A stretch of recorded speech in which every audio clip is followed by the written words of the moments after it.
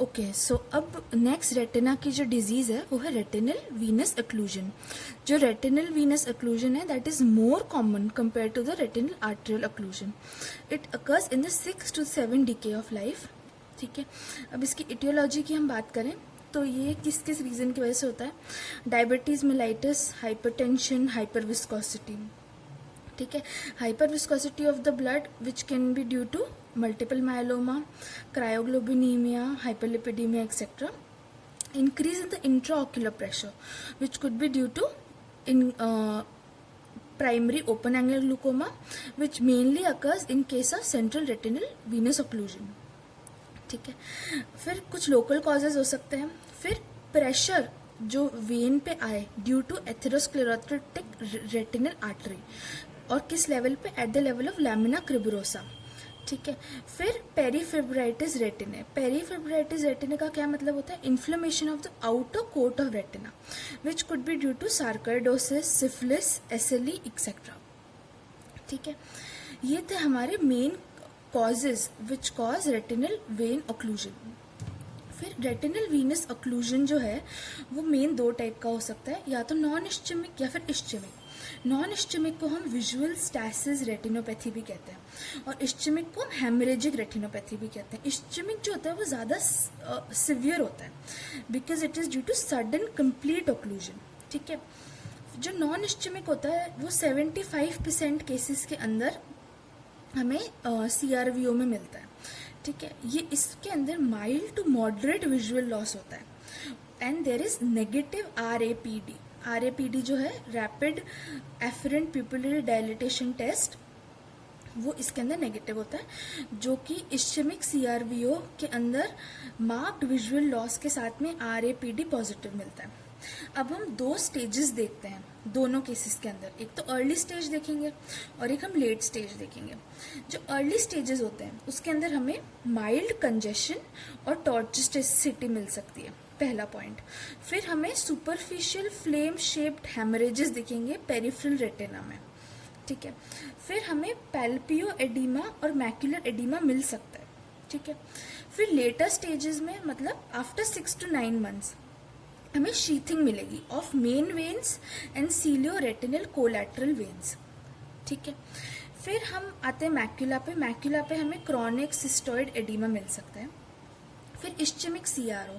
जो ischaemic CRO है उसके अर्ली केसेस के अंदर मैसिव एंग्रोजमेंट, कंजेशन एंड टॉर्चिसिटी मिलेगी ऑफ वेन्स. रेटिनल हेमरेजेस की हम बात करें तो जैसे इसमें फ्लेम शेप था, इसमें स्पैश टोमेटो अपीयरेंस मिलेगी. ठीक है, कॉटन वूल स्पॉट्स मिलेंगे which could be 6 to 10 in number. Disc जो होगी हमारी ऑप्टिक डिस्क, उस पर एडिमा और हाइपरीमिया होगा. ठीक है, मैक्युला जो होगा उस पर हेमरेज और इडिमा मिल सकता है.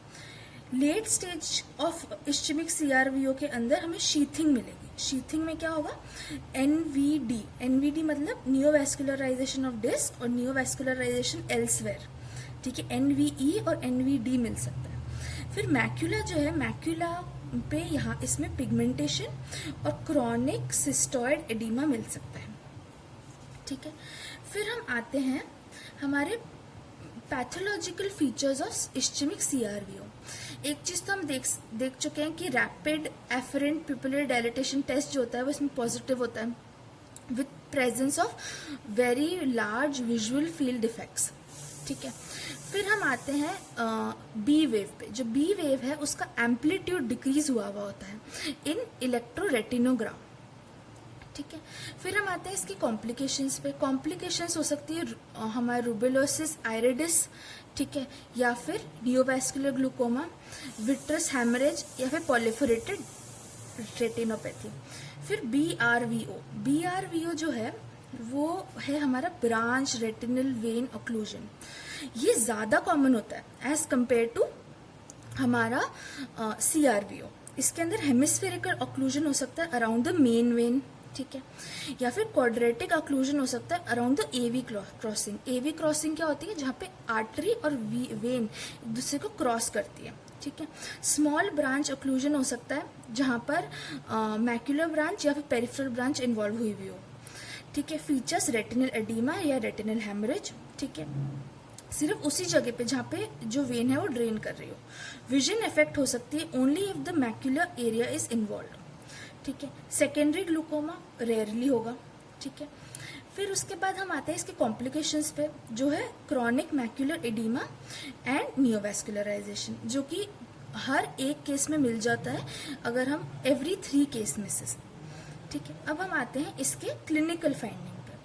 तो सबसे पहले अगर हम करेंगे ऑक्यूलर एग्जामिनेशन, ऑक्यूलर एग्जामिनेशन में विजुअल एक्यूटी देखेंगे, इंट्राऑक्यूलर प्रेशर देखेंगे। इंट्राऑक्यूलर प्रेशर देखने के बाद primary ocular open angle glaucoma जो है उसको हम रूल आउट करेंगे, POAG को, ठीक है। अनडायलेटेड स्लिट लैंप एग्जामिनेशन के अंदर NVI मतलब नियोवैस्कुलराइजेशन ऑफ द आइरिस हमें दिख सकता है।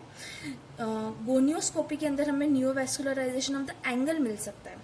फंडस एग्जामिनेशन में हम डायरेक्ट और इनडायरेक्ट ऑप्थेल्मोस्कोपी का यूज करेंगे, ठीक है। फिर हम आते हैं ऑक्यूलर इन्वेस्टिगेशन पे। इसके अंदर सबसे पहले हम यूज करेंगे विजुअल फील्ड टेस्ट। जो हमारा विजुअल फील्ड टेस्ट है उसको हम 3 टाइप के हैं ये। सबसे पहला तो है Goldmann perimetry and ERG। ERG का क्या फुल फॉर्म है? Electroretinography. ये डिफरेंशिएट करता है इस्चेमिक और नॉन इस्चेमिक CRVO को। FFA क्या है? Fundus fluorescein angiography. जब हमारा रेटिनल हैमरेज रिजॉल्व हो जाता है तो रेटिनल परफ्यूजन का स्टेट एक्सेस कराता है, फंडस फ्लोरेसेंस एंजियोग्राफी। इसमें हम CNP भी देखते हैं। CNP क्या है? Capillary non perfusion. इसके अंदर ग्रेटर देन 10 डिस्क एरिया अगर इन्वॉल्व होता है तो दैट इज इस्चेमिक CRVO। हमारा थर्ड है वो है OCT। OCT क्या है? Optical coherence tomography. इसके अंदर हम मैक्यूलर एडिमा, सब रेटिनल फ्लूइड एक्यूमुलेशन और एपी रेटिनल मेम्ब्रेन डेवलपमेंट, ये 3 चीजें देखते हैं। फिर सिस्टेमिक एसोसिएशन में hypertension, diabetes mellitus, heart disease, dyslipidaemia etcetera, ये सब हम देखते हैं। डिफरेंशियल डायग्नोसिस हम कर सकते हैं डायबिटिक रेटिनोपैथी और ऑक्यूलर इस्चेमिक सिंड्रोम के बीच में। इसके अंदर अब डायबिटिक रेटिनोपैथी जो है वो जनरली बायलैटरल होती है और CRVO जो है वो यूनिलैटरल होता है, तो हम दोनों में डिफरेंशियल डायग्नोसिस कर सकते हैं। फिर ऑक्यूलर इस्चेमिक सिंड्रोम जो है वो कैरोटिड एक्लूसिव डिजीज है और ये वाली जो डिजीज है वो हमारी central retinal venous occlusion disease है। फिर डायलेटेड वेन्स जो हैं वो इसके अंदर विदाउट टॉर्चसिटी होती हैं और हमारे पहले केस में विद टॉर्चसिटी मिल रही थी। फिर retinal haemorrhage at mid periphery मिलता है। अब हम आते हैं इसके ट्रीटमेंट पे। हम जो है सिस्टमिक और ऑक्यूलर कंडीशंस जो हैं उसको हम ट्रीट करेंगे। फिर हम अगर mild to moderate visual loss है जो कि जनरली नॉन इस्चेमिक CRVO में होता है उसमें हम ऑब्जर्व करेंगे और मॉनिटर करेंगे। ऑक्यूलर थेरेपी हमें जनरली इस्चेमिक CRVO में चाहिए होती है जब मार्क्ड विजुअल लॉस हो जाता है, ठीक है। अब हम आते हैं मेडिकल ट्रीटमेंट पे। जो हमारा मेडिकल ट्रीटमेंट है उसमें क्या आएगा? इंट्राविट्रल anti-VEGFs। इसमें हम एवास्टिन नाम से एक दवाई आती है जो कि हम 1.25 मिलीग्राम देंगे, ठीक है। इसका जो सॉल्ट है वो रानी बिमेजुमैब या फिर बिवेसिमैब भी हो सकता है, ठीक है। It is associated with CME and neovascularization. Intravitreal triamcinolone भी हम दे सकते हैं which could be 1 milligram associated with CME। फिर लेजर ट्रीटमेंट के अंदर हम ग्राइंड लेजर दे सकते हैं, ठीक है। हम पैन रेटिनल फोटोकोगुलेशन दे सकते हैं जिसको हम PRP कहते हैं इन शॉर्ट। फिर इस PRP जो है हम तब दे सकते हैं जब CRVO की कंडीशन को ट्रीट करने में ऑलरेडी डिले हो चुका है और बहुत ज़्यादा नियोवैस्कुलराइजेशन डेवलप हो चुका है, मतलब NVA, NVI, NVE ये सब डेवलप हो चुका है। इसके अंदर हम 15,000 से लेकर 3,000 बर्न्स देते हैं, ठीक है, स्पेस्ड यूजिंग YAG लेज़र, ठीक है। फिर हम स्कैटर लेजर फोटोकोगुलेशन भी दे सकते हैं in case of neovascularisation elsewhere in BRVO मतलब ब्रांच रेटिनल वीनस ऑक्लूजन, ठीक है। फिर हम सर्जिकल थेरेपी के अंदर पार्स प्लाना वेरेक्टोमी करते हैं, ठीक है। इसकी बहुत सारी कॉम्प्लिकेशन भी हो सकती हैं जैसे कि persistent vitreous haemorrhage, traction retinal detachment, epiretinal membrane, neovascular glaucoma. Neurovascular glaucoma अगर हो जाता है इन पार्स प्लाना वेरेक्टोमी के एज अ कॉम्प्लिकेशन, तो हम ग्लूकोमा ड्रेनेज डिवाइस के थ्रू उसको ड्रेन कर देते हैं। ठीक है, एक रेटिनल ऑप्टिक न्यूरेक्टोमी भी होती है जिसके अंदर हम ट्रांसविट्रल इंसिजन देते हैं, कहाँ पर, स्क्लेरल रिंग पे।